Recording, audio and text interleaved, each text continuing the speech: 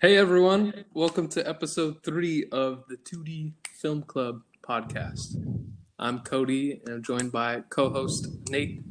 And today we have a very special guest, BruiserBrad. Uh, or Brad. How are you guys doing? Doing good. I'm doing great, thank you. Oh, look at that quality. Oh, sounds good. No, Brad's microphone quality. It's Yeah, unbelievable. Brad's Putting us to shame. I Big know. shout out to Behringer. He's trying to take our podcast from us. Let me show you how it's really done. So how's everyone doing? What's new? What's going on this week? Brad, you want to go ahead and just talk about who you are? Sure, yeah, I'll introduce myself. So my name's Brad, but I guess the persona I'm kind of going as right now is BruiserBrad. I make music. I have a YouTube channel. I just do fun things. And yeah. Fun fact, BruiserBrad, he's the one that just made our intro and outro. So if you dig his music, look from SoundCloud. What's your username? I think it's still BruiserBrad. Okay. Brad. Good. And Brad has a new album coming out. Isn't that right? Yeah. Can you tell us a little bit about that? Tentative release date, early August. Right. I've got most of the tracks recorded. I just gotta finish some stuff up and do the mixing. But it's gonna be just metal. If you're into metal, then that's something to watch out for. Awesome. I know. How many tracks? Oh, it's gonna be a surprise, isn't it? I mean, Oh, true. Okay. give away the whole album. Jeez. Not trying to spoil. We're looking forward to it. Yeah, it's gonna be an experience. You know, the less you know, the better, right? Heck yeah. So like a Kanye West experience. Yeah. You don't want to know anything about before going. We don't even want to know when it's actually coming out. We'll No. just surprise us. Yeah, that's the surprise. Awesome. I'm excited. I can't wait because so far this year it's been a pretty rough year for new music. So excited to hear something from Brad. Yeah, me too. And speaking of music, Kanye's album didn't drop. Brad, did you even know that Kanye was supposed to drop a new No. album Friday? yeah, it doesn't even matter at this point. Me and Nate were joking about this the other day. We didn't even mention it to each other because we knew it wasn't going to happen. Like we didn't even talk about it, or we weren't like excited because we knew it was fake news from the beginning. So I thought that was funny. He dropped the album art, so that's cool, I guess. But Something. yeah, but who knows? Maybe we'll get. It's the effort that counts. Yeah. Yes. So we'll see. But yeah, other than that, this week we had the Xbox event that happened. Brad, were you able to watch that? Oh yeah, Or any? I watched it twice. Oh, you did? Nice. Yeah. Nice. So, what are your thoughts on the whole controversy of people kind of not being a fan with the whole Halo graphics and that whole perspective? Do you care too much? What side are you on? So I don't really know what the sides are. I haven't been paying attention to any drama behind it, but I was pretty impressed. It didn't look groundbreaking necessarily, but I don't think that's what I really wanted. You know, I just wanted something that looks like Halo. Yeah. And all the birds and little animals, and there's a grappling hook now. Yeah. They're basically just trying to make like Arkham City but with Halo. So yeah, I think it looks so fun. the open world looks interesting. You've never had an open world Halo. Yeah, I loved when they zoomed in on the map and you were able to see like the different points you could go like in missions. So I liked that. Yeah, I'm excited. But the whole controversy is basically people. This is supposed to be a next gen for Xbox Series X, and everybody was a little disappointed that it wasn't next gen graphics. So you had some people like us that were like, "Well, I wasn't really paying attention to that because that's not really what I ever really cared that much about with Halo." And so, yeah, exactly. What does next gen in graphics even look like? We've been at exactly. next gen since like 2010. Yeah. Yeah, exactly. That's the other thing is like I think so many people are expecting next gen graphics to be this huge improvement, but really when I Right. think of like these next gen consoles, to me it just looks like like um, just we're getting rid of load times, which I'm excited for that. Yeah. Like they're cutting load times, so you don't have to 60 look at FPS. 60 FPS. Games are just going to run so much better and smoother. Yeah. And they talked about in Halo how they're going to be able to handle, like bigger scale battles and things like that. And to me, that's what these next gen consoles are: is just being able to do more in that sense. 50v50 multiplayer. Yeah, That's what I want. things like that. No And battle royale though. The only BR Uh, they care about is that gun. I don't know. I kind of feel like they might do it. They might announce it, even if it's going to be something that'll come later. But I Just feel to like they give in might. to the pressure. Yeah, well, I think that at this point, like battle royales have proven that it's not just a fad, and uh, if it's done right, then people are going to play it. I think a And, Halo version would be really fun, to be honest. yeah, it'd I be mean, interesting. It I'd wouldn't definitely be your play it. typical like Yeah, Fortnite, exactly. PUBG, Mhm. whatever. It would definitely have to be different. Yeah, I don't know, We'll see but what happens. yeah, Yeah, I'm we'll see. excited to see more about multiplayer and all that. But it sounds like, and then I saw a quote somewhere. I don't know how accurate this is, but they said that the campaign for this one's gonna be bigger than any of the Halo campaigns, Yeah, that's and what they said. they said it's gonna be multiple times bigger than Halo 4 and 5 combined. And if Well, that's the good, because case, Halo 5 was so short, in my opinion. yeah, Uh, they both yeah. were short, but they're saying combined it's gonna be multiple times longer than both of those combined. And those So were when probably like, what, 4 or 5 hours? 30 or missions. like probably like six, something like that. And you're talking about double, triple that? Wow. So It's going like to be. I mean, from that it sounds like maybe like 30 hours or something.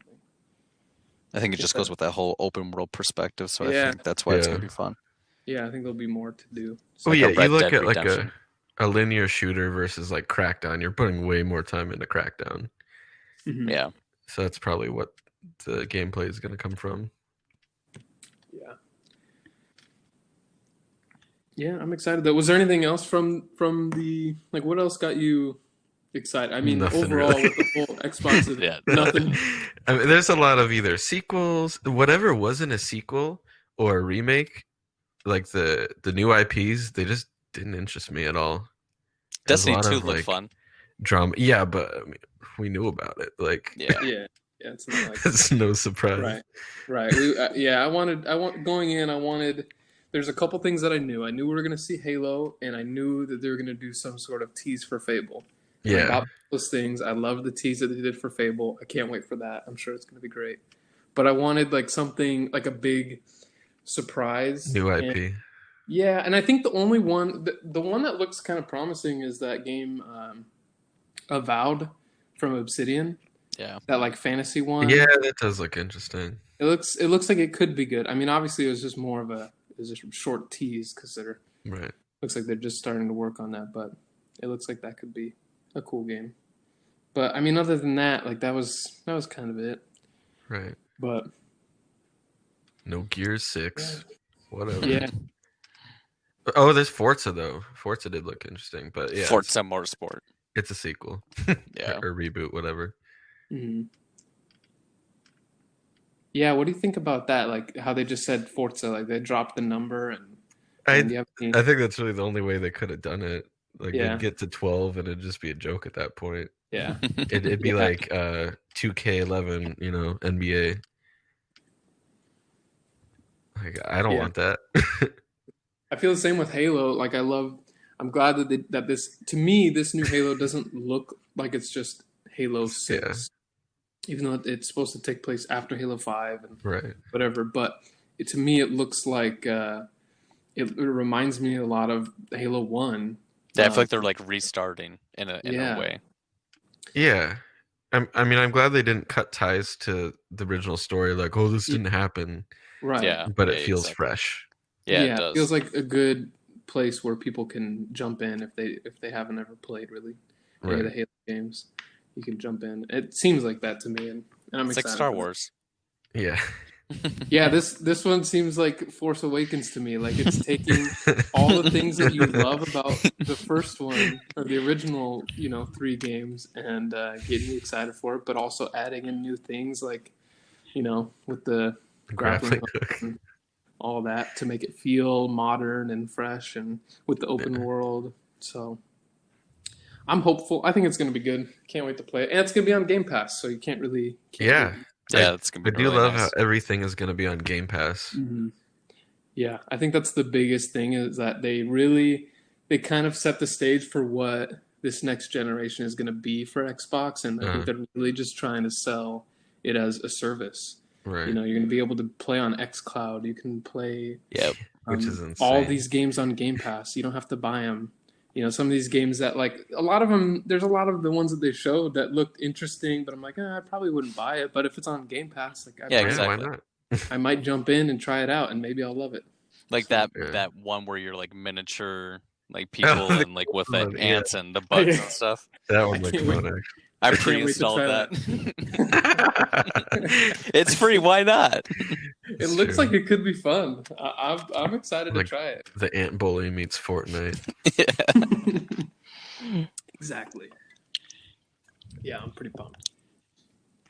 Well, besides that, also this week they announced that Tenet is like they definitely like pushed back, and you have like Disney movies that got pushed back, like Avatar 2, which we've been waiting like 10 years or so, and then you have like Mulan. What do you guys think about that? Like, I think they're just doing what they can do. Yeah. You think they should just release it like on demand or just? I mean, the precedent's been set by like Trolls World Tour, and there's other ones I can't think of, but they've released some movies on VOD or on services, and they've proven to be popular. So, I mean, I don't think they want to put all their eggs in that basket, though. Yeah. Like, who wouldn't want to see Avatar 2 in theaters? Right. And that's the hard thing. Like, you want to see those types of, like, Tenet especially, like, you want to see those movies in a theater, but if they're just going to keep pushing it back, it's like, at what point do they finally decide, like, you know what, let's just release him? Yeah. It'll be interesting to see what they do with movies, because this is pretty unprecedented. Yeah. Yep. It's definitely changing, and I mean, this whole with all these movies that have been on VOD and stuff has been really nice. It's been weird, but it's cool that that's happening. Oh yes, I saw Quiet Place 2 is actually not coming out until April 2021 now, so they delayed that even farther. That's crazy. That's one that they should just drop on VOD. I agree. Yeah, and it's one of those movies too. Like if you don't want to be in the theater with that. Yeah.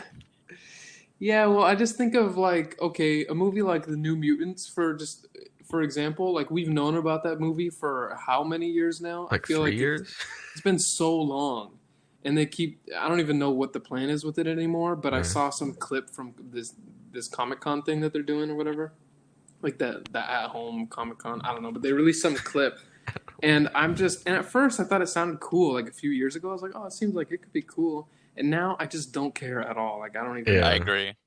And I think it's mostly just because it's been talked about for so long. And I think the same thing would happen with a movie like A Quiet Place 2. Like I was like, oh, that looks cool. But now with more time going by, I'm like, I don't know. Do I even really care that much? Yeah. Yeah, I feel like same with like some of these Marvel movies too. It's just like you can release those like. Yeah. Like I feel like Disney has its own app. They can just go ahead and release it on there. You would probably get more subscribers, and a lot of people would already be watching it. So I don't know. Obviously, they know they're gonna do what they think is best, but it'll be interesting. Yeah, what do they know? That's the thing. No one multi-billion-dollar company. Psh, whatever. Yeah. Freaking Disney. They have too much money. making It is so much. interesting though how we haven't really had like new movies being announced or like new hype. Definitely not as much as there has been in the past. And I don't feel like we really lost anything. Like without the hype behind movies, like I don't really mind that movies aren't coming out because I've just been able to do other things. Watch some of these classic movies too. Yeah.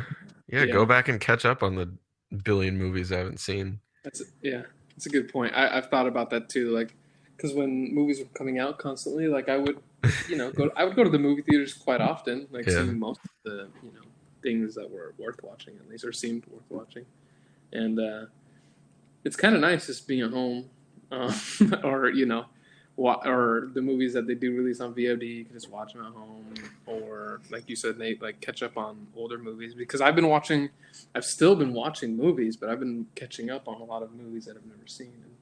Right. I mean, I've been able to take a little dent of my watch list that I have on Letterboxd. So Yeah. it's nice. Also, shout out Letterboxd. Please be a sponsor. Shout out Disney, sponsor us, please. Yeah. Cast Brad in the next Captain Marvel movie. Yeah. Shoot, I'd fly jets. And do the score for it as well. Do this. I'd probably do better than whoever. Who scored this? Hold on. I don't know, but that's a whole nother topic. The thing about Marvel movies is I don't think that any of them have any like memorable music. Endgame. Yeah. When T'Challa walks out of that portal, Yeah. they have a little leitmotif. See, I've been watching all these videos about film scores, and so now I'm picking up on all these things I probably would have blew past earlier. But there's like a leitmotif that's kind of reminiscent of Captain America's leitmotif. And they could have done things a lot better, obviously, like had dedicated themes for each of the heroes. Like Iron Man has 3 or 4. Yeah. And then just had that as well connected as the rest of the aspects of the films were. But that ship sailed. Yeah. Yeah, music by Pinar Toprak. Who is that? Some guy that you can replace. Yeah. He did the Superman prequel series Krypton. Oh, great. HBO documentary series McMillions. And the DC series Stargirl. Okay. So I guess he's done some big stuff. But like, do you remember the 2007 Daydreamer score? That's a pretty good one, huh? Yeah, that's a great one. Love it. Well, that reminds me too, like, they released more like footage and like pictures of Dan Snyder's Justice League. So that's going to be interesting to see what that's going to be about. It's going to be on HBO Max. Yeah, I might just have to get it just for that because I am pretty interested in that. I mean, you had Superman in a black suit. Looks sick. Yeah, just for that. Yeah, I'm excited. That's one of those things I have to see. That I need to see. And if it's still terrible, I can't wait. Yeah, it's something new, so it'll be interesting to compare the two as well. They could reshoot Henry Cavill's scenes with an actual shaved face. And finally put to rest all the criticism. That'd be great. Awesome. Well, has there been anything else that you guys have watched recently, like that's not part of the movies that we're going to talk about today? I mean, I forgot to discuss that on July 15th. I watched The Florida Project, but that was like a week and a half ago. But that was a really good movie.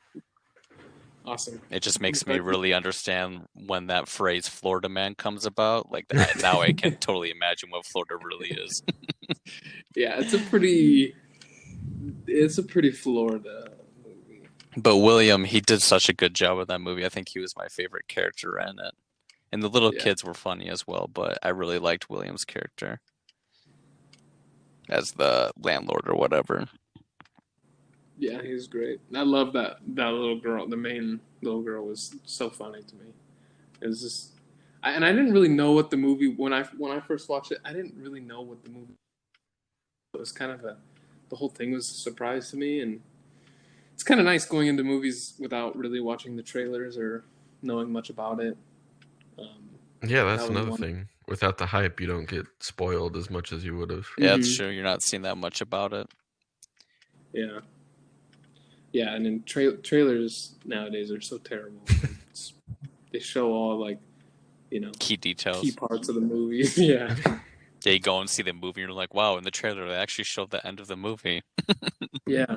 Yeah, I was reading about Blade Runner 2049. Denis Villeneuve, he didn't want Harrison Ford in the trailer at all. But they're like, no, we have to put him in the trailer because it's going to help sell the movie. Like, they'll see, like, oh, look, the guy from the original, it's Harrison Ford, hey, we got to watch the new one. But he wanted that to be like a surprise in the movie. Like, oh, by the way. And a lot of fans probably would have loved that, too. Could you imagine how cool it would be if Force Awakens trailer didn't have Han Solo in it? Yeah. And then you just go in and it's like, Chewie, we're home. And it's like, Oh, whoa. yeah. Because everybody's reaction to that was so like positive, but it probably would have been like a ground bait. Like it would have been like that reveal like in Endgame where they all like appeared in the portals, like spoiler alert. Spoilers like, for Endgame. Yeah. For the one person that hasn't seen it. Yeah. But it would have been like that kind of reveal that people would have been like, holy Yeah. So no, I completely agree. Oh shit. Well, anything else you guys want to talk about before we jump into our first movie? No? Let's do it. Let's go. All right, let's do it.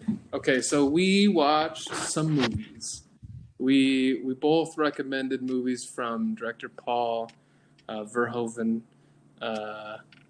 and we watched Total Recall. And this movie for me is like, it's one of my. It's like comfort food for me. Like watching it, it's just so like I feel so happy and just comforted watching it. It's one of those movies that I could put on and I could watch it a million times because it's just agreed. It's just so great. I love everything about it. And I think this was the first movie I've seen from that director, and it's also one of my favorite Arnold Schwarzenegger movies of all time. Yeah. And I think I watched this movie during probably like 10 years ago. I went on like this whole Arnold Schwarzenegger kick where I watched like every Arnold Schwarzenegger movie because I just love like all the one-liners, and I love Arnold. Yeah. He's the best. and this one's one of the best, and he has some of the best so many one-liners in any of his movies. It's infinitely quotable. It's super fun. It has a really great story, where it's this really cool sci-fi world where it keeps you questioning like what's real and what's not. It has great like crazy characters and awesome action sequences that are really violent at times. And I loved it. And watching it again, it definitely just kind of reaffirmed my feelings about it. I was like, yeah, this is one of my favorite movies. With Arnold Schwarzenegger, or just like favorite movies all time? Just one of my favorite movies of all time. I love it. I love everything about it. I think it's great. But yeah, what did you guys think of it? I mean, my favorite role of Arnold Schwarzenegger in a movie is probably Jingle All the Way, but I mean, it's hard to beat Turbo Man. Yeah, put that cookie down. Yeah, no, but his one-liners, that's an important it's just. It's so true, especially like with this movie, like all the one-liners that he said, they're just so memorable, and like you're always going to continue to say them, and it's just going to make you think of this movie, and that's why I feel like it is like a comfort food that you were describing. But I really did enjoy like the unique plot that you were talking about, and just everything. I I was looking up this movie, like just trying to find some more details about it. And it was actually like, I think one of the last movies that was classified under the X rating. Really? Yes, it was.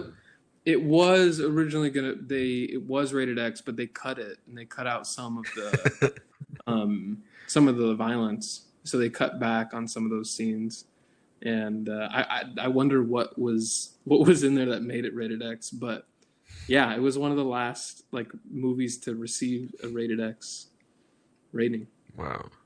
But then they changed it, and I think they got a rated R rating after that. So yeah, that's definitely interesting. Yeah, there's a lot of interesting things about this movie. They trimmed some camera angles or whatever. Yeah, to reduce some of the over the top scenes. Yeah. Which, when you compare that to Starship Troopers, you know, it's like the amount of on-screen deaths in Total Recall was considered extremely high at the time. And then 7 years later, he releases Starship Troopers, where you know you feel like every scene is like that. It's like a ridge in space. But Cody, before we were picking these movies, you read me like a tweet from Chance the Rapper where it was talking about Arnold Schwarzenegger in Total Recall. And so my question is like, why do you think Arnold was a good pick for this main role? Because it seems like some people don't really think that he was the good lead in this. I don't know who's saying that. Well, they're wrong. Yeah. Well, okay. Well, Chance the Rapper, his tweet, he tweeted about the movie saying how he thinks Total Recall is one of the best movies, and he loves the story, just everything about it he loves. But he's like, but Arnold Schwarzenegger, he's like, I think Eddie Murphy would have been better. No. I would probably still love that movie, but it wouldn't be the same. Yeah, this is what he said. It only got 13 likes. Total Recall is more of a comedy than most sci-fi thrillers, and Eddie in 1990 was the man. He's a dynamic actor with range who can really create and fall into his characters, which is important when playing two sides of one character. He also would have brought more cool to the role. Whatever. Well, he's not wrong. I mean, Eddie Murphy's got comedic chops. Like, Beverly Hills Cop is one of my favorite comedies, but like, yeah, no. Once again, Chance the Rapper has proven that wrong. And yeah, exactly. Chance the Rapper, he just might as well not be a real person anymore. I don't know what the hell he's talking about, but yeah, what he's saying, I see where he's saying how this is a pretty comedic movie. There's a lot of comedic moments. There's great one-liners, obviously, we talked about. It's really goofy in tone, but it's also serious too. And I think that's why I like this movie, and same with Robocop as well.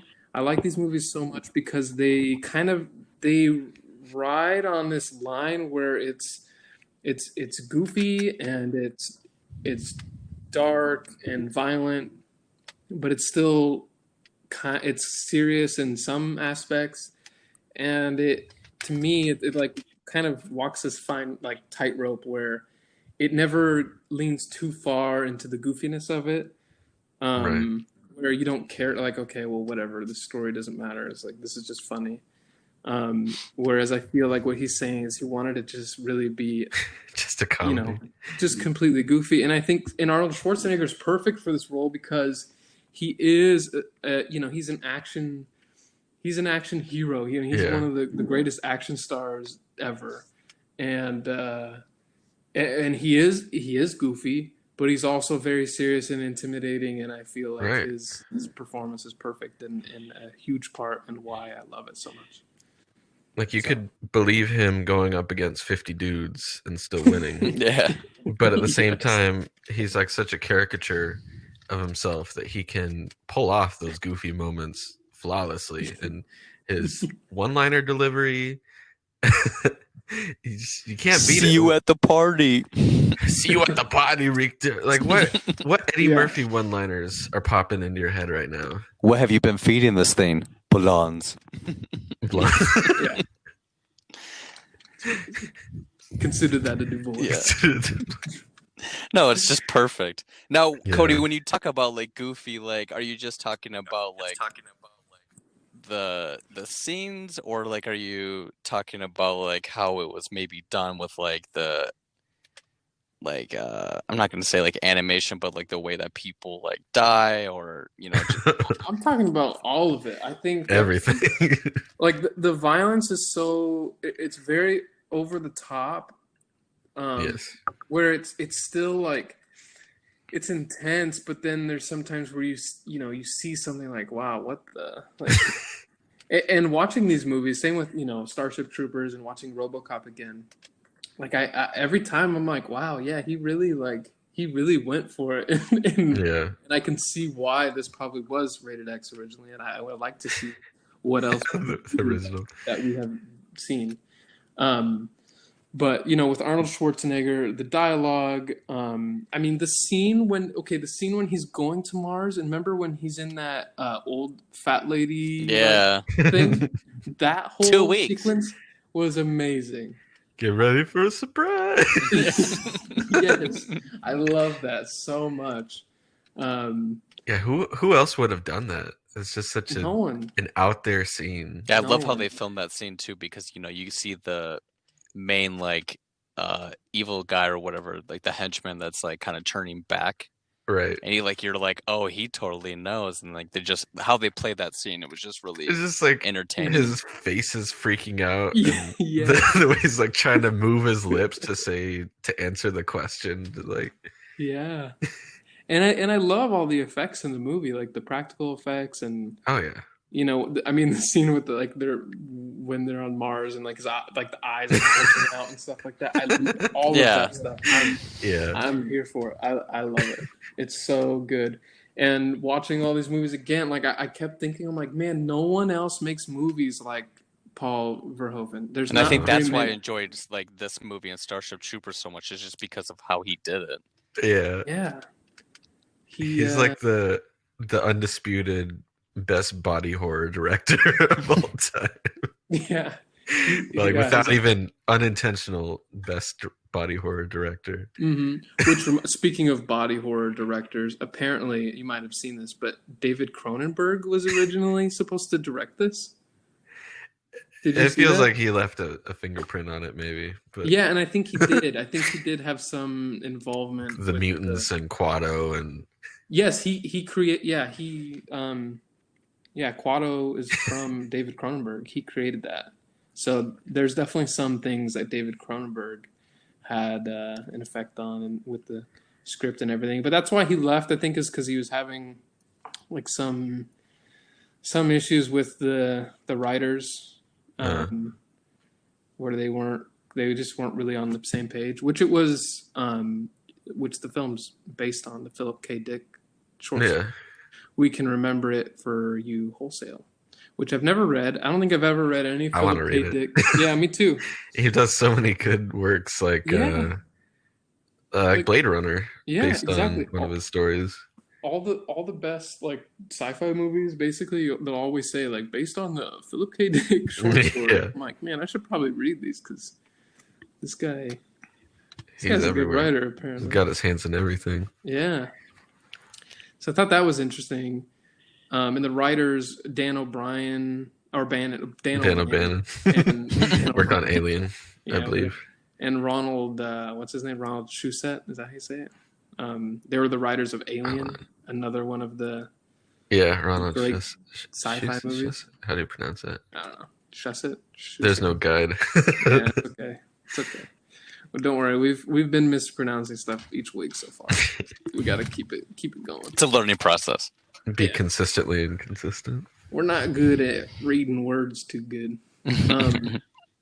But apparently they started writing the script for Total Recall before they even worked on Alien. So this movie it started even before Alien, and they worked a long time trying to, working with Cronenberg and the issues that they had, and then eventually, it was being produced by Dino De Laurentiis.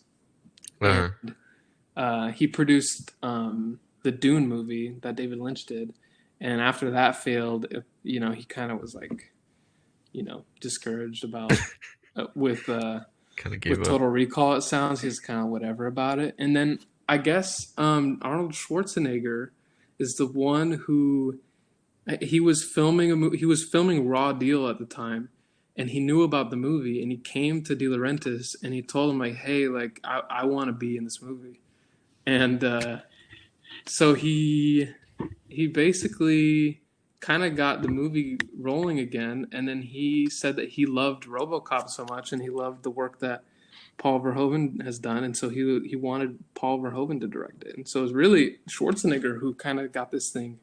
I don't see Eddie Murphy doing that. Yeah, exactly. Yeah. Where was Eddie Murphy at? Yeah. Where was filming Beverly Hills Cop 4 or whatever? But that just makes you appreciate the movie even more, like the fact that he wanted to be that role, and then it was just even made for him. So perfect. So get the heck out of here, Chance the Rapper. Exactly. He wanted that role, and the fact that he wanted Paul Verhoeven to direct it was just perfect. Like he knew what he wanted, and I think that they created a freaking great movie. It's such a unique plot too. Like it's just you're always going to be thinking about it. And like I had the opportunity of watching the amazing remake of the Total Recall 2012 version. And when you look at like how they did the movie, I was going to talk about the remakes, and then how they did the 1990 version. It's almost they're like essentially the same movie, but the new remake, it just felt so bland. It was like, you have like this whole, is it reality or is it not? But like, at least in the 1990 version, exactly. So there wasn't just like any. I was bored. Like majority of the movie, I was bored. I mean, it had some like cool scenes and stuff, but even like some of the chase scenes, I'm like, can we just get past this? Like, this just feels unnecessary. Like time that you're just trying to fill. It just didn't feel like they actually brought anything new to it. Oh, speaking of the chase scenes, though, all the chase scenes in this were just beautiful. Mm-hmm. Whether it was like the Johnny Cab and he tore him out. Yeah. Oh, yes. I love those Johnny Cabs. Every line that the robot dude said was like perfectly delivered and exactly applicable to the situation, and like on foot chase on Mars, and it's just like there wasn't really a moment wasted where it just felt like bland action. It was all very carefully planned, and relevant to the story. Yeah, agreed. And it definitely, like, I don't remember very much about the remake, but I have those same feelings where I was like, it just felt bland and kind of just it to me, it felt like they never even watched the original. You know, it's like they like one of those movies where like, okay, that sounds like an interesting story. We could make a new movie with new visuals, and it'll be cool, and people will see it because they remember that movie. Well, even like the plot itself, though, was just the plot itself was bizarre too, because like it was based more on the story than on the movie. Yeah, it's like they kind of just forgot about the 1990 movie and just went back to the story. Yeah, exactly. Like I feel like in the old version, the revolution was kind of like in the background, but then I felt like in the new remake, the revolution was like in the main point of it. And that's why I felt like that whole scene of him going to Mars, like that's why he wanted to go to Mars. Whereas in the remake, it was like, oh, hey, do you want to be a spy? And he was like, yeah, sure, let's do it. And it's like, well, okay, now like it's too preachy. Yeah, exactly. So it lost that whole perspective of like the 1990 version. The spy aspect was the background. So in the end, that it really is going to have you think, is it real or is it not? Whereas in this one, it's like, yeah, sure. Like it could be real, it could be not. I don't really care. So. You're just like. But there's so many twists that like I didn't even remember. See, I had seen this movie several times, but it would come on like local TV stations would have the edited version. I'd watch it all the time as a kid. Get yourself to Mars, and it was kind of fresh in my mind, but there were so many things I was anticipating, like the recall representative, and like I had forgotten that Quaid was a persona that he invented just to like get on the mutant side. Like that took me by surprise. There are a lot of little surprises that you don't remember. Yeah, it's fun to think about. Like watching it again, in a lot of ways, it felt like I was watching it for the first time because I was just like really thinking about like how it would make sense either way, whether it was all real or whether it was a dream or whatever. And I thought it was interesting because I've kind of always, for me, I've always kind of thought that it was just a dream. To me, it made more sense that it was a dream. And reading about the movie, I saw Paul Verhoeven. He said, here's a quote from him. He said, "Total Recall doesn't say whether it's reality or it's a dream, you know? It's really saying there's this reality and there's that reality, and both exist at the same time." So he purposely made the movie so it would make sense both ways, because it does. Like you can have two different experiences watching the movie, and I really enjoy that about the movie, because you can either lean into like, oh, this is all reality, or it's just all a dream and none of it happened, and it's kind of fun to think about. And I think that's why I liked like the 1990 version, because like I'm still like torn between could it be real or not, whereas in the remake, like at the end he's like hugging like the girl or whatever, but he looks at a billboard sign that says Total Recall, and you're like, all right, well, I mean, it probably was fake, so like it doesn't really matter. But like at least with this old version, you really are still going to continue to try to like battle each side of like if it's not or not real. So yeah. Oh, the remake though. Yeah. I remember for my freshman year in college, for the written communication class or whatever, we had to do a criticism essay on, like, we'd pick a movie and criticize it, and I just happened to pick was it 2012, whenever the remake came out? Yeah, it was like 2011 or 2012. Yeah, and that's funny. I remember finding articles, and these articles are like the funniest thing. Let's see if I can find it. It was While you're finding that, there's just one side note. When I was watching the remake, remember how in the old one, Arnold Schwarzenegger's in that old lady costume? Well, in the new one, the old lady is not old lady, but the lady, she's in the security thing too, but they just did a different character for what's his face. So I like that little tie that they did do, because when I saw that, I was like, oh, okay, at least they kind of tied it into the old one. But that was pretty much it. Yeah, here you go. Kyle Smith of the New York Post gave the film a negative review, stating, "As for a villain, you could do worse than Bryan Cranston as the evil political overlord who is trying to stamp out the resistance. But when he goes mano a mano with Farrell, it's not spine-tingling. It's embarrassing, like watching a dude beat up his dad." No, that's so true, bro. When I was watching that, I'm like, this, like if he wants to be the evil character, whatever, but when they started fighting, I'm like, this is just so stupid. That's awesome. I just saw Shannon from Drive. It's like, no, this is a cripple. Yeah, good point. That's super funny. Have you guys ever seen The Minority Report? Yes. So did you see? This is interesting too. Apparently, because the movie was successful, they wanted to make a sequel. Isn't it? They wrote a sequel to the movie. It was going to be called Total Recall 2, and Schwarzenegger would still be in it, but he was going to be a reformed law officer.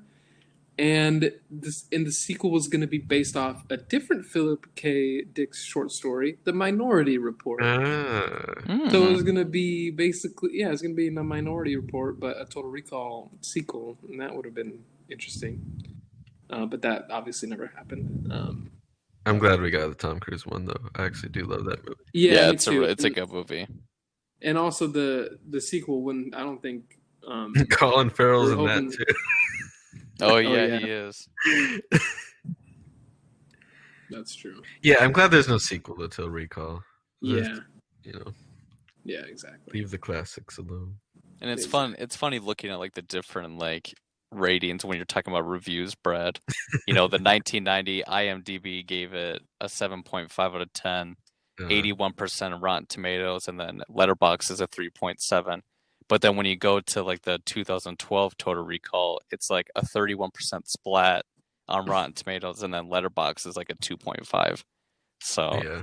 it's just Yeah, it just the remake just wasn't very good, and it kind of what it did for me is it just reminded me of what I love about the Yeah. original movie, Yeah. and I just was paying attention to like how basically everything, even though this movie's so much newer, it does everything worse, and even though it has all this technology and stuff in the movie, the visuals aren't as cool. It's never as exciting. Like the action sequences aren't as cool, even though it's new. And there's some cool elements of it, but it's just like it doesn't have any of the character or charm of the original movie that makes it so great. Like none of that exists. Is there a remake that's ever going to be better than the original, in your opinion, or? Little Shop of Horrors. And then to that, I would also say I think the True Grit remake from the Coen Brothers. True Grit, yes. Yeah. To me, that's better than the original. I know some people wouldn't agree, but to me that's one of the best remakes. I know there's some out there. There's some out there. Like some movies that are worth remaking. Ooh, the Thing. That's a movie. That's the that was a remake. 80s. Yeah, that movie's been made like 3 times. Yeah.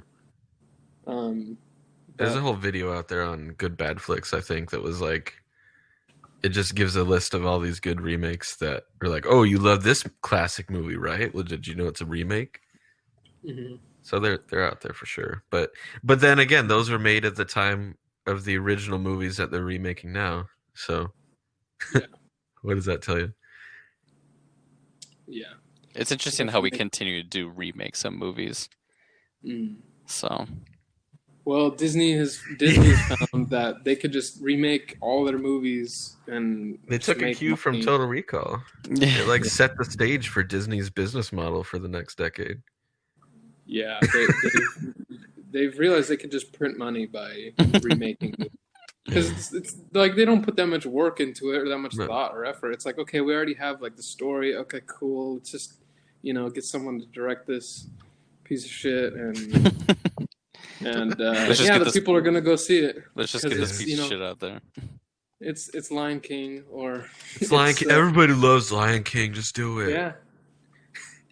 But what's funny is I think the live action got worse reviews than the old one. I'm sure it did. It doesn't mean it didn't make like $1 billion though. Oh yeah, definitely. Let's see how much did Lion King grow? I haven't seen the new Lion King, and I don't plan on ever. Yeah, I haven't seen any of the Disney remakes. It's because, I mean, one, I'm not going to pay for it in theaters, but I'm also not going to waste time. Like even Disney Plus, like I already paid for it. I'm not losing any money, but I'd be losing time watching it. And the live action will be on there anyways, so it doesn't matter. Yep. Yeah, I've seen a few. $1.6 billion. That's insane. How much did the original Lion King make? There's no way that it...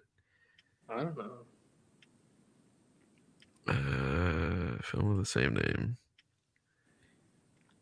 So the original one, it made quite a bit of money too. Almost $1 billion, 968.5 million. And when you factor in home video sales, I'm sure it topped that. So roughly the same, probably.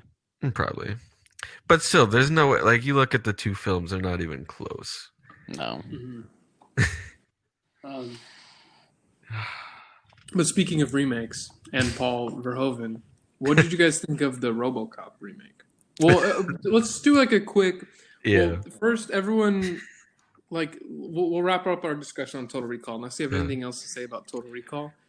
And then talk about just RoboCop and the remake real quick, and then we can get into Starship Troopers. But for Total Recall, watch it again. I loved it. It's entertaining from the very beginning, and it's just one of those movies that I can always watch.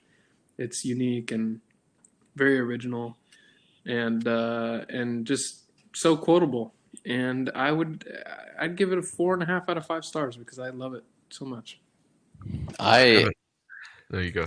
It was like the first time I've ever watched it. I remember hearing about the 2012, and I knew about the older one, but I just feel like I never had time or Wow. just that attention span, I guess, to watch it. But with my first time watching it, I loved it a lot too, and I felt like Arnold Schwarzenegger did a great job, and that aspect of continue to think beyond the movie is what always has me thinking back on why I enjoy watching certain movies, just because of having that, being torn, like with this movie, especially like if it's real or if it's not, and you could have a discussion with other people about it and see what they think. But I gave this movie a 4.5 out of 5 as well, because it's very unique and it's just a different, story and plot, and so you have to credit that when it's due.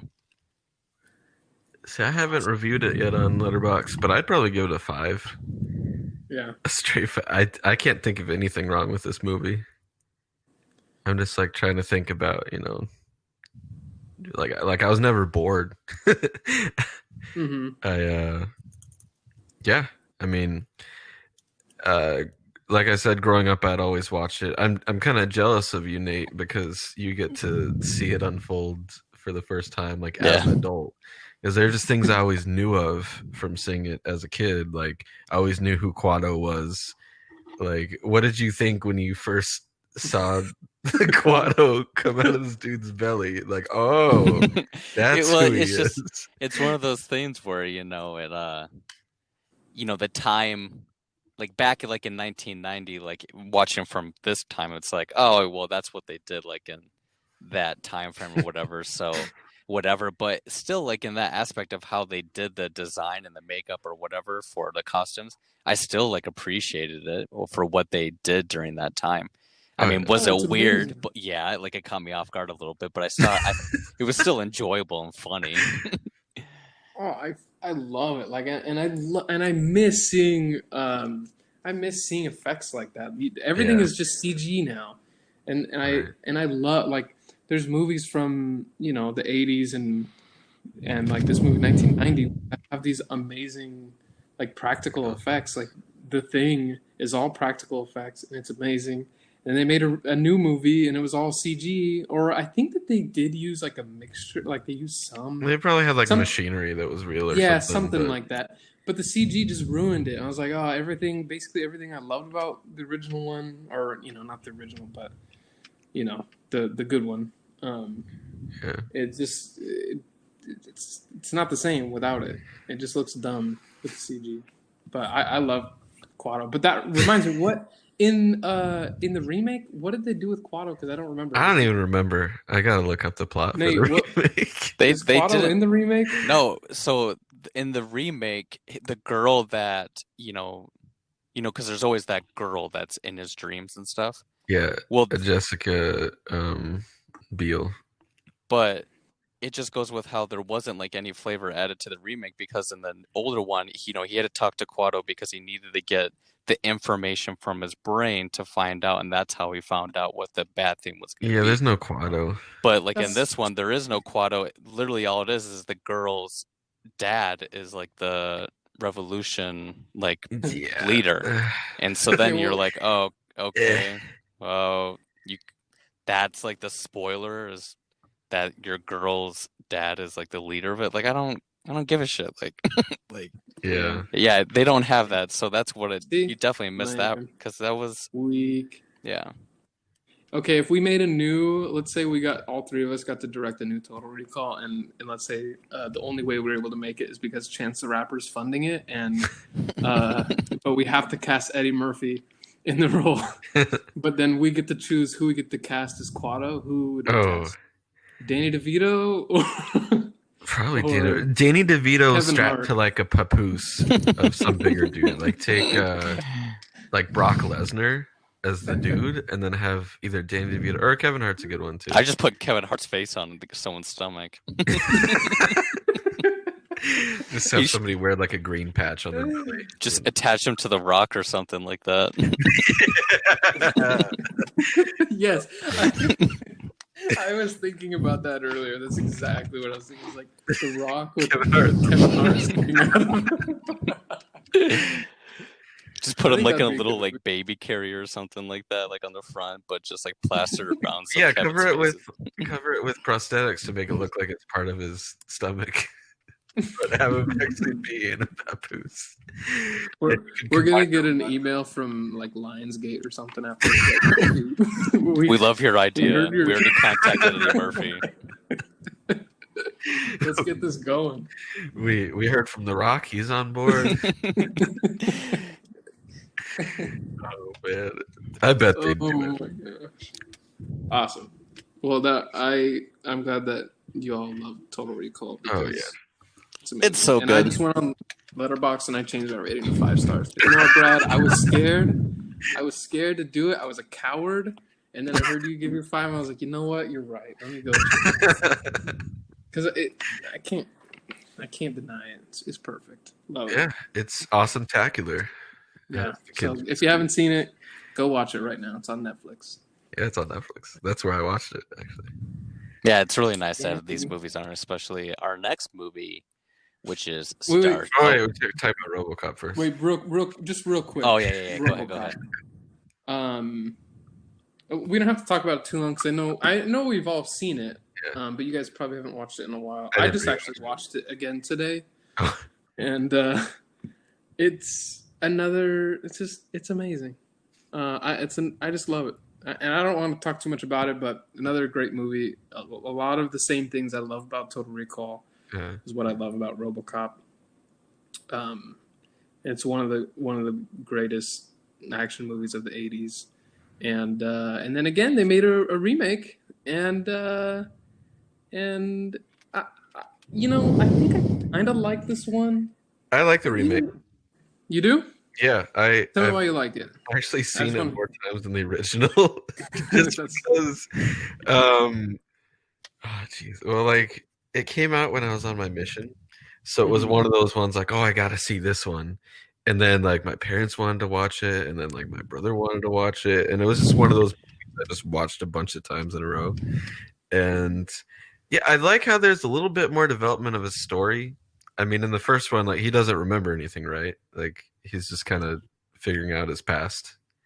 Yeah. In this one, it's like you actually see what he's like before, and Yeah. it's more of a transformation and like coping with all that. And Gary Oldman's great, and Michael Keaton is the villain. See, I watched that and Need for Speed around the same time, so it was a big Michael Keaton Nice. secondary character craze. But yeah, I don't know. I thought the effects were pretty cool. The slick black suit, Yeah. And this is pretty cool. It's like, yeah, I mean, I definitely liked it more than I liked the Total Recall remake. As far as remakes go, I'd say it's probably one of the better ones in recent memory. But it didn't have anything really to contribute, I guess. Yeah, over the I think that's original. how I feel about it. I actually enjoyed it. And I went in kind of expecting to hate it because I was like, why would they remake RoboCop and make it PG-13? I was like, this makes no sense. Yeah, they did the same thing with Total Recall too. Yeah, that's what they do nowadays. They're like, oh, but So we your have kids to make can it watch it. PG-13, so we can make the most possible monies.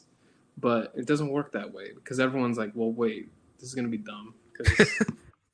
What's the point? But I think they realize it was better than I thought. I can't remember the name of the actor, but I do Joel like Kinnaman. him. Yeah, I like him a lot. Yeah. Things that I've seen him in before, and I thought he was good. I think there's cool action stuff, but overall, I don't really remember much about it. I think it's just kind of overall, it's kind of forgettable. Like you said, doesn't really add anything, but I think it's also not too offensive. I mean, it's well made. It's entertaining. That's about it. It's surface level, and you get a little bit of drama with like, oh, he has to deal with his family and learning to come to terms with the fact that he's like a head and a hand or whatever in some organs. It's cool to watch the first time, but it gets kind of cumbersome after a while, and you just want to see the action. Yeah. I think it's one of those things too where I think that's why I liked watching Total Recall, like the original and then the remake, is just because watching them back to back, I was able to kind of see the differences. And I saw Robocop, the old one, like back in December, but I haven't watched the new one since, like 5 years ago. So I think I would want to rewatch those back to back just to see what they both are. But I didn't have a problem with the new one as well. I thought they did a good job. I'd give it like 3 stars. Yeah. Yeah, I think I have it as like a 2.5. That's fair. It's just 2.5. It's, it's fine. It's watchable. Yeah. Very average, acceptable sci-fi remake. Yeah. Cool. All right. So should we talk about our next movie? I think Starship Troopers is one of my favorite movies. I don't know why. Yes. I don't know why, but it's just so funny how they filmed it, everything like that. But so Starship Troopers, 1997. It's a military science fiction action film. It's about like a story of like a young soldier named Johnny Rico that joins the mobile infantry. I mean, well, he's with a group of friends and he's dating a girl, and then he has another friend. The girl, she's gonna go be a pilot, and then the other guy's gonna be military intelligence. But then because he essentially is, they kind of talk about he's dumb, so he joins the military. And so like everybody kind of looks down at him like, oh, well, you're in the military, like you're gonna be like the first one that kind of dies or whatever. But their whole purpose is just in this interstellar war between mankind and this insect species known as the arachnids. And just how they film it, where like in the very beginning it almost feels like you're on like a website where you're watching like how this all happened. Do you want to know more? Yeah, do you want to know more? And just how they film that, and then throughout the movie, like how they still continue to do that. It's not just like a beginning ploy or whatever, but how they do it like in the middle and then kind of towards the end. It really just tied it in. And it's such an enjoyable movie. So, and when you look at the ratings and stuff, it's like a 7.2 on IMDb, 64% Rotten Tomatoes, and then a 3.7 on Letterboxd. But it's just, and then Slant Magazine in 2012, they actually ranked it number 20 on the best 100 films of the 1990s. Page, huh? On the 1990s. So. While we're on the Wikipedia page, Paul Verhoeven never finished the book. Oh, really? Yeah. He said he attempted to read it for the film, but it made him bored and depressed. So he only read a few chapters. Well, he got a good plot from it, so. I love him so much. He's great. He's a treasure. So what'd you think, Nate? Well, I think even like with when you look at Total Recall and like with like in the Mars scene where he's losing oxygen, his eyes are kind of bulging out. Like that whole like scene is a little bit brutal and everything. But then this movie, it takes it up a notch, and it's like insects are cutting people in half. Like you see like their heads are like exploded, blood everywhere, legs are like amputated, like all of this kind of stuff. And it's like, I mean, there's one scene where it's always a little bit like, ugh, for me, The smart bug. Yeah, like the brain bug where he sticks his like antenna right through the head. It just reminds me of one of those classic movies where like The Fly or something like that, where like you see like a spider like do that, and that's like the only thing where I was like, I don't really want to watch this part, but yeah, that one really got to me. And you just see like his brain getting sucked up, and it's like, ugh, and his face, and it's like his eyes like recede back into his head. It's just a gruesome. But that's the thing, like why I love like how he filmed these movies is it has like a realism to it. Like it's fake, but I like how he filmed it. It's not too much CGI. He doesn't pull any punches. Yeah, exactly. It's all and there. It doesn't feel like CGI like at all. Like it feels like you're actually like, watching something that's actually probably occurred. So see, the only time I would actually like think about CGI is when it had to be. Like I'd be watching it and think, okay, there's no way they could practically film this insect crawling really fast up a hill or whatever. I'm like, that's got to be CGI. But I never like noticed it just from watching it. And even like the ships exploding like in space, like yeah, like but like for how it was done, like back in that time, like I thought like they still did like a good job. They did so good. Mm-hmm. Yeah, agreed. I think, obviously, the CGI with the insects and stuff is a little bit dated, but when you watch it and knowing, it came out in '97 and seeing the effects, it looks great for Yeah. that stuff. Like it's not like it works. It still works like completely.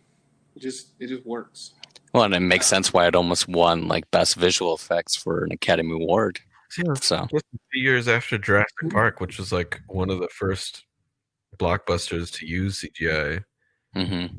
So for being only a few years after that and still looking pretty good today, that's something. Yeah, and they still use a lot of practical effects too, Yeah. and I love that. With all the, like all the gory scenes and stuff, like there's so much arms coming off. effects. The Mormon extremists. Yeah. Yeah. Or even, like even with the insects, like there's a part where like when he's riding on top of it, like that was like practical. Like, they have like the CGI shot of the insects, but like the close up when he's on top of it, like cutting it open. it's like that's all or like practical. shooting the bug too, like when it's like and like the green like blood or whatever is like green goo everywhere. Yeah, going like on their face and stuff. Like it's practical. Yeah. Yeah, I loved it. I get so excited when I watch some of these movies when they have like practical gore effects and stuff, because nowadays like even gore, like they use CGI blood and stuff. Yeah. There's something about it, even when it looks good, like you just know it's CGI and it has that. I don't know. I mean, sometimes it works totally fine, but then there's sometimes you're like, oh, that's just CGI. Yeah. It just doesn't have the same effect. I mean, nothing compares to that first scene. Arguably one of like the first really gruesome scenes where they're doing the training exercise and the dude's head just comes open. Oh yeah, it just gets shot right in the head. Oh goodness. I remember I probably watched the edited version when I was a kid, so I don't know how they did it, but it was still like, I remembered that scene over just about anything else. I love all those training scenes when like throws the knife at the dude's hand. Mr. Krabs. Mr. Krabs coming out and yelling at these soldiers. And he was what's his name? He was Richter. He was Richter in Total Recall. No, you're thinking of. I'm talking about the drill instructor. You're thinking of the lieutenant that dies. He's Richter. Yeah. Wait, are we thinking about Hank from? Oh yeah, Hank is Hank in it too. There's so many people in this movie. That's what's so funny about it too. Oh, and Hank's also in Total Recall. Dean Norris. Yes. Yeah. He's between Dean Norris and Michael Ironside. They're just everywhere in Paul's. Yeah. Everybody. The bald dudes, the baldies. Got to keep them in there. Mm-hmm. I loved him. Not Dean Norris, but Michael Ironside. Like as the teacher, he's kind of stoic, and he just shows up with this robot hand. I'll give you guys 20 minutes. We got 20 minutes? Yeah, we can do it. And then she just dies the next scene. Yeah, people just die. There's no really, everybody in the shower scene dies, I think, except for Jake Busey, who also did a pretty great job, because they were like maybe rivals for like a second, and then they were best friends. And it was good because I'm sure they just didn't want it to feel like Top Gun, like a Maverick Iceman scenario. It doesn't feel like that. It feels like they're actually buds. But he's such a great character. The question I have is, so do you guys like consider this like a bad movie that just happens to be good, or like do you consider it to be like a good movie? No, this is very well made. I was surprised, like the score, the visual effects, the acting. Like there might be like a few times where it's kind of cheesy, like you've got the the locker room scenes or whatever. Or like getting like the tattoos or whatever and stuff. But And even those things, I think even some of that stuff is intentional though. Like, you know what I mean? I think some of the stuff that even might seem a little too cheesy, I'm like, I think that it's intentional. Like, Right. it's goes with the movie. It's what he was going for. Yeah. And I think that he did it so well. And it's this huge. It's so funny and so just satirical throughout the whole thing, and ridiculous, but it's done so well and at such a like grand scale. Like I kept thinking about, especially in the first half. I really love the first half of the movie because it reminds me of Star Wars, where you're following different characters. Like you got Han Solo, Right. you know, and Chewbacca. You're following them do their thing, and like Luke Skywalker's on Dagobah, and that's exactly how this movie is, where you have these different characters doing different things, and you're kind of keeping up with them, and you know that they're going to come back, you know, together in the end. Right. And it totally felt like that, I think that he did a great job, like nailing that scale, and I really enjoyed just the whole setup, you know, before they even join. Like it kind of it added a lot to it for me, knowing more about the characters and like school and the classes that they were in and the relationships that they had and their parents and all that. And I really loved all of that. And so when you finally get to space and everything, like it has more weight. Yeah, it has more weight, and it even though it's so ridiculous, like I still cared about the characters. Like I think he did, even though this movie is even more goofy and satirical than RoboCop and Total Recall. I still think that he did a great job of not going too far with it, where it's just 100%. Walks the line. I mean, exactly. Yeah, it walks the line. I mean, it's still so ridiculous, so funny, but it's still, you still feel the weight of it, and you still feel that there's stakes at hand, like because you know, like, oh crap, like someone's gonna die. Yeah. And when they do, like when the one girl dies, when they have sex, and then she dies like that day or next day or whatever, you know, like, oh no, I felt bad for her. I was like, that sucks. Yeah, she's like finally gotten this dude that she wanted, and then it's crazy. And he never said I love you back. Yeah, I know.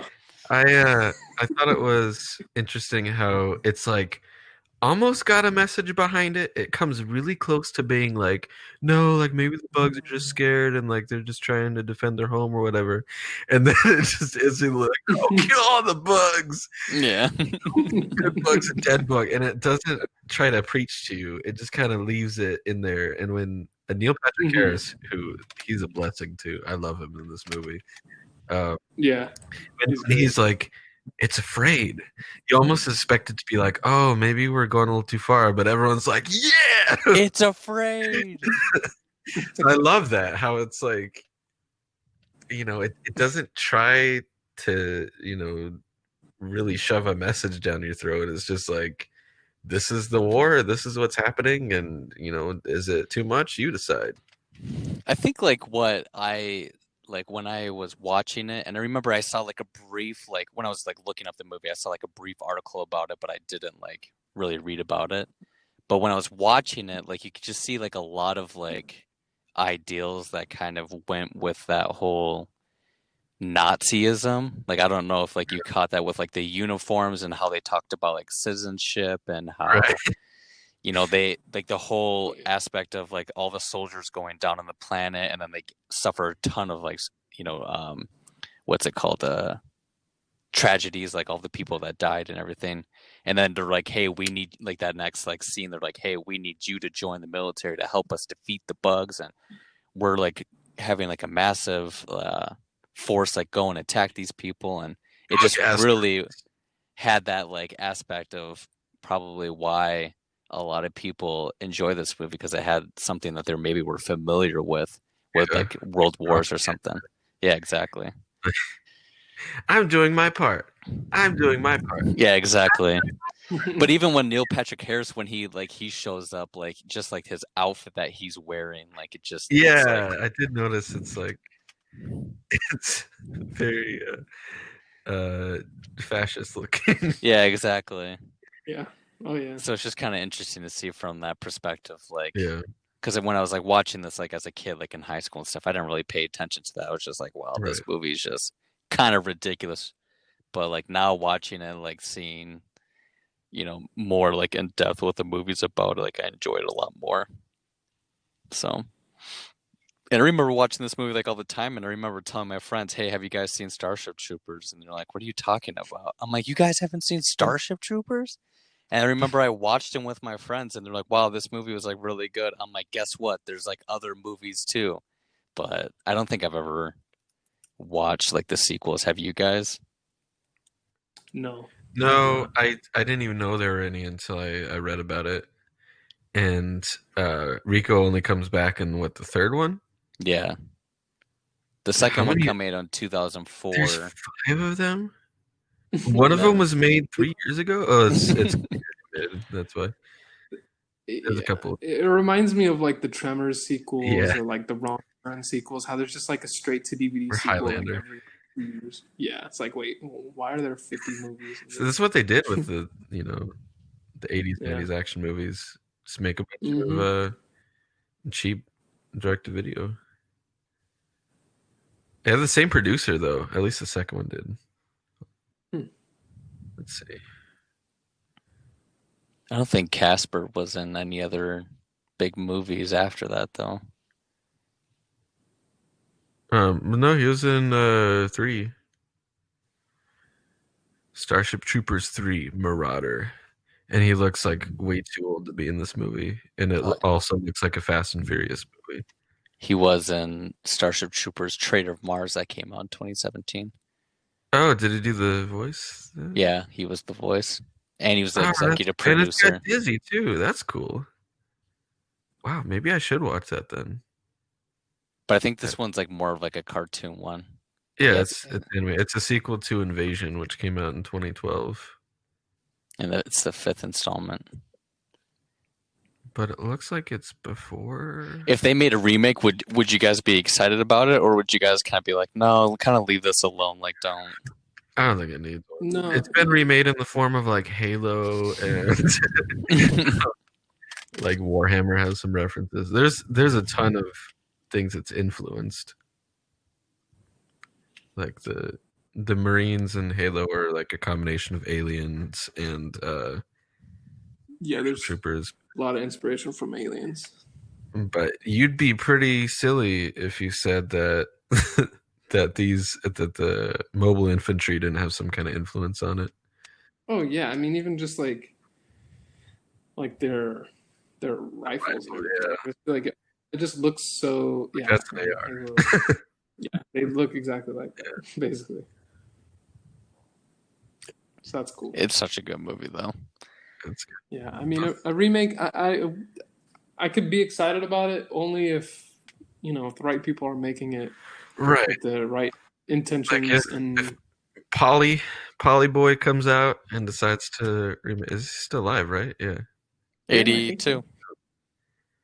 Yeah, if he decided he wanted to make a new one or something, then I would Does he still be make movies? really excited. He made a movie. I know the last one that I know of came out In in post production. 2016. Yes, 2016 had Elle or Ellie. Yeah, apparently that's really good, and I really want to watch it. It sounds really interesting. What's her name? That looks familiar. I can't remember. What's her name? I can't remember her name. Hubert or whatever. Or what? The main actress in it. She's great. I love her. Where is it? Really Isabella is. Hubert. Looks good. Yeah, she's awesome. What have I seen her in? I don't know. She's in The Piano Teacher. Oh, okay. And yeah. I mean, the nice thing about this movie too is like, even though it's like a little over 2 hours, it doesn't feel like it. Like I feel like every No, scene I was hooked. Like, Same. I actually watched this Friday night. Yeah, it was Friday night, and I was expecting to just like watch maybe the first hour or half hour before going to bed and then finishing it the next day. But I was like, no, I don't want to go to bed. This is great. Yeah. I don't want to stop this. It's just another one of those. I mean, Paul Verhoeven does. He's just no wasted time. It didn't feel like there was really any boring scenes or things that could have been cut. No, I agree. Which is funny because there's so many action movies. Like, whenever I watch an action movie, I'm really just in it for the story and the characters. Surprisingly, whenever the action itself happens, most of the time I'm just kind of tuned out. I think, well, I definitely feel that way with this movie. Um, for me, like, I, I love everything about the movie, but when it came to the action, like, that's when I kind of didn't care as much. Like, I was like, okay, they're shooting the aliens Yeah, until it kills, a purse or whatever. like That's cool, the but flying like insects that just cut off like the people's heads Yeah. like in that military base. yeah, like there's definitely some cool scenes with it that I really enjoyed, but just the action overall with these big old insects and everything, like I just didn't. That's probably my main complaint is I just didn't really care enough about that. Like I just everything else about the movie, I wanted more of that, but the action, I was like, I could Well, honestly almost do I without mean, it compared to other or less of it. movies I've seen, especially recently, I've definitely felt a lot less of that than with other movies. Because, like, I'm gonna be honest. So what's a good action movie that came out? I guess last year because there's no movie this year. Uh, John Wick 3. John Wick 3. Oh, that's a bad example. That's got some great act. But Exactly, you pick anything else but like a generic action movie. generic action movie. Yeah, the action in here is Like way more interesting than a generic action movie because at least you care about the Yeah, characters and and the you're storyline too. invested in the it's story. creative. It's not your typical like, oh, Yeah, this guy shoots, this guy shoots. Here's a fuzzy camera. Here's right. a shot of him falling down. hmm Like they have a lot of Slow wide motion, shots. like running away, explosions or something.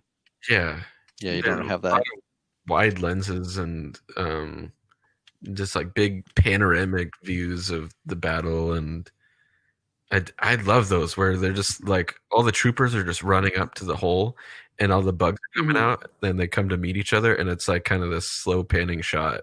You Yeah, get to see every. yeah, that's great. It feels like you're like, I don't know, watching a board game.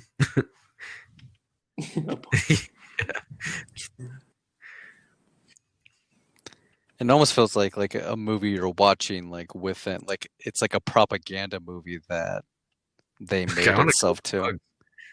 Yeah, Mhm. I already like when wanted to. it's showing the kids like stomping on the cockroaches. Look, they're and the mom's I like love- clapping like and cheering. I'm doing my The part. mom's like cheering and clapping the mom or whatever. Like my kids are doing such a good job. Would you like to know Yeah. more?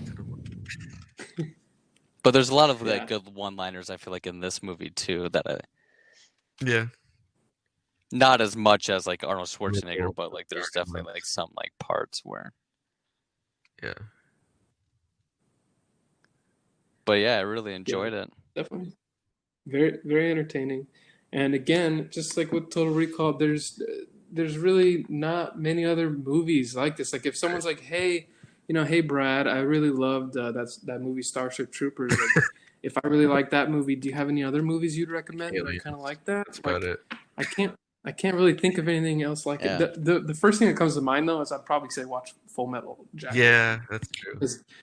That movie, watching Starship Troopers this time because I just recently watched Full Metal Jacket for the first time, and I kept thinking about Full Metal Jacket and how it's so similar, but Full Metal Jacket is just about a real war instead of being in space. But it's very similar. This is obviously way goofier, but Full Metal Jacket is also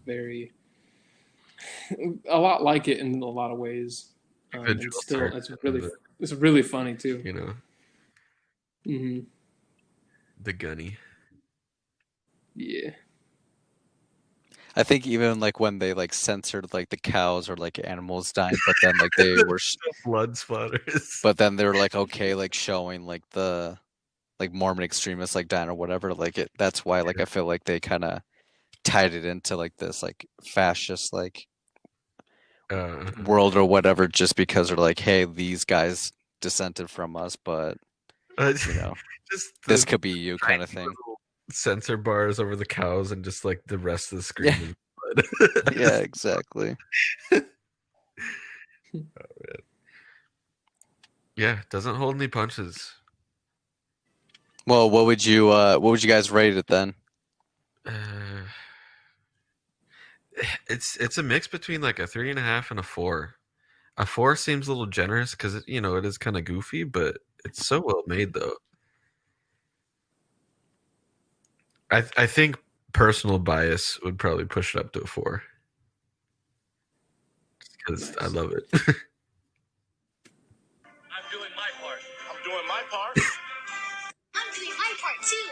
Yeah, I agree. I would give this movie a 4 out of 5 stars. I love it.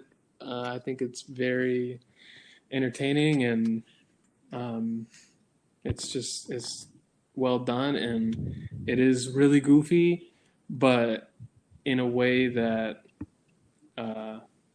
that just it makes sense for the movie, and I can't imagine making this movie in any other way. And I think when this movie came out, I think people probably thought that it was like some new action movie, like thought it was just, like, oh, this is kind of like Saving Private Ryan, but Right. like with Star Wars or something.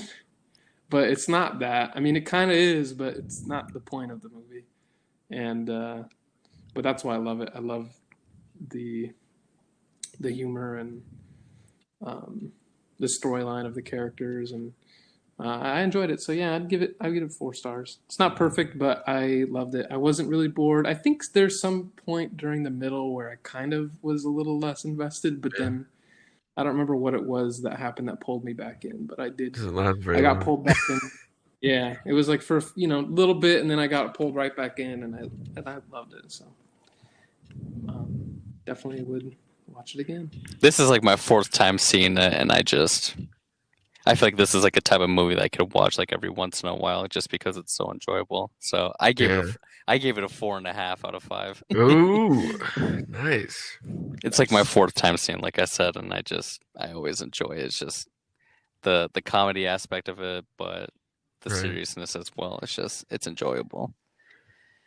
Yeah, that's a defensible position for sure. I mean, oh yeah, I think I'm pretty sure a lot of people that I follow on Letterboxd would probably have it like 5 stars. see, what did it even get? Like when it came, what did?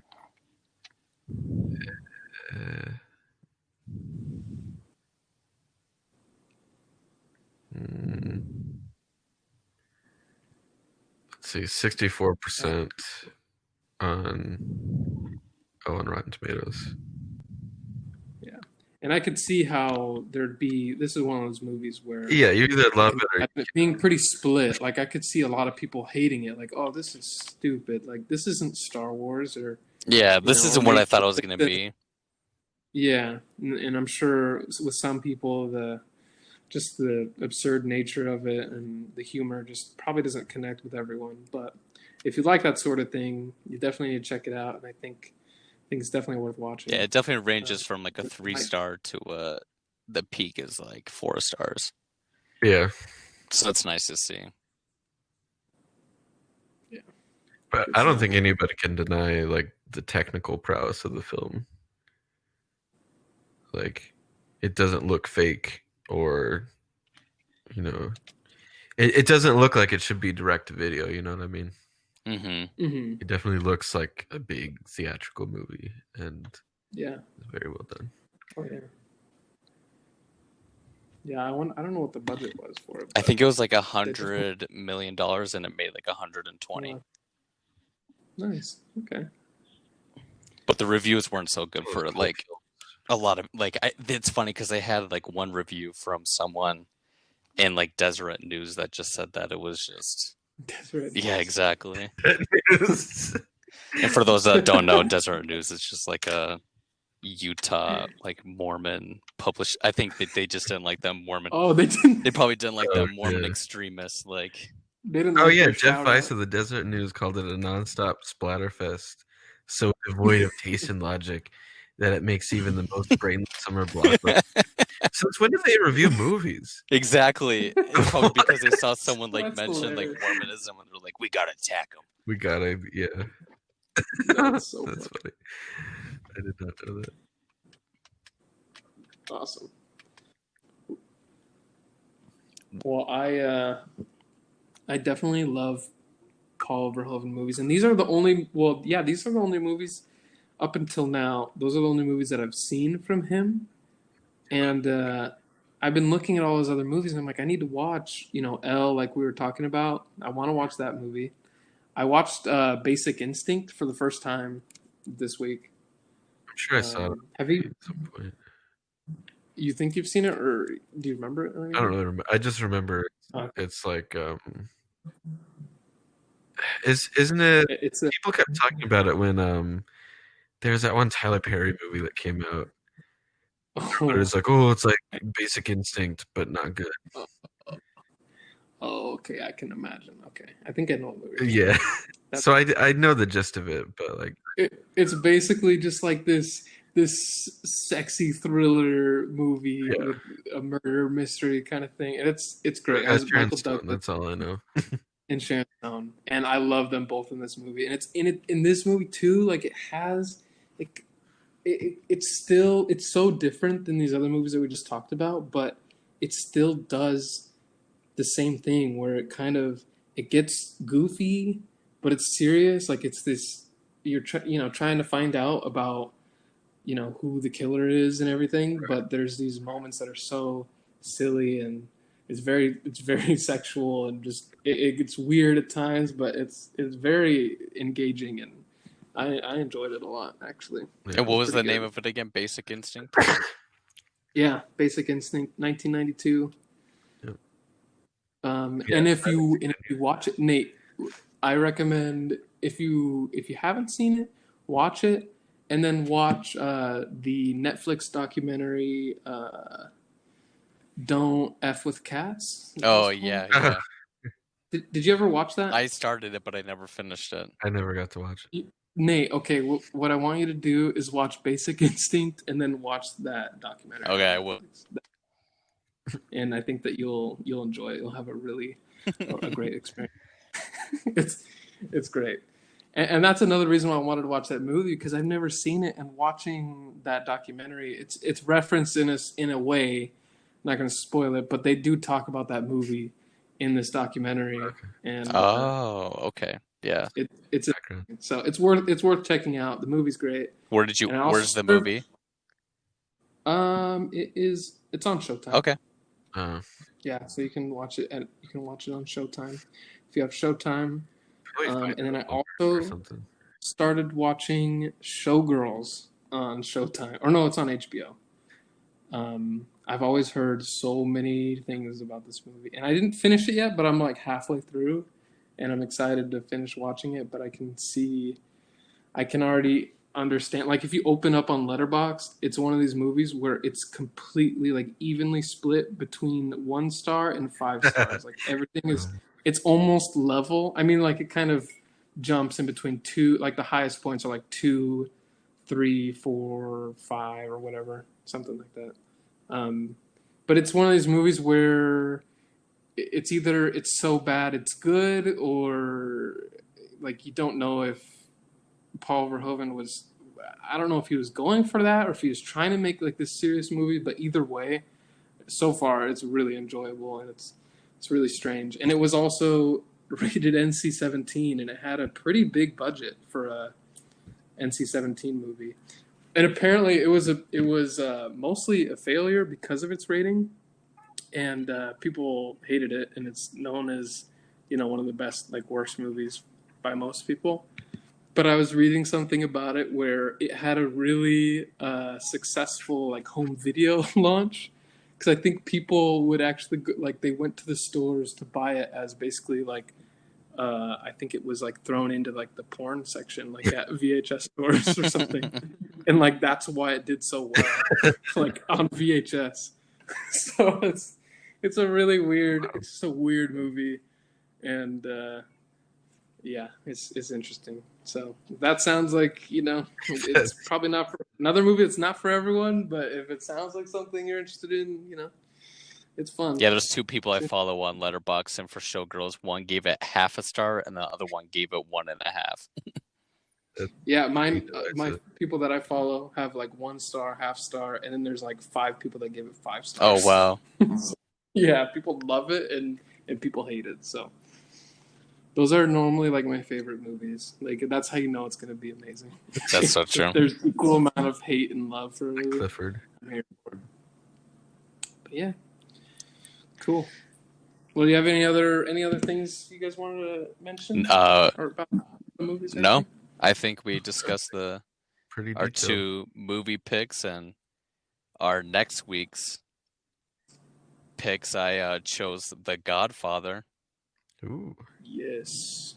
So we're gonna watch The Godfather Part 1 and Part 2 and discuss them. Wow, I just got a new subscriber. That was fast. You guys work fast. Awesome. So yeah, we're excited. I've seen the first movie, but I've never seen Part 2, and I know a lot of people love it. And it's been a long time since I've seen the first one. So And you guys can follow Sure, us on it's great. Letterboxd and everything, and then go ahead and follow Brad on SoundCloud. And Yeah. thanks for your input about these movies, Brad, and thanks for being our guest. We look forward to having you again. Yeah, thanks for having me. Yeah, man. Thanks for being We'll here. probably have It was you fun. for our Christmas special when we discuss Jingle All the Way. Oh, yeah, I'll be there. Don't you worry. Yes.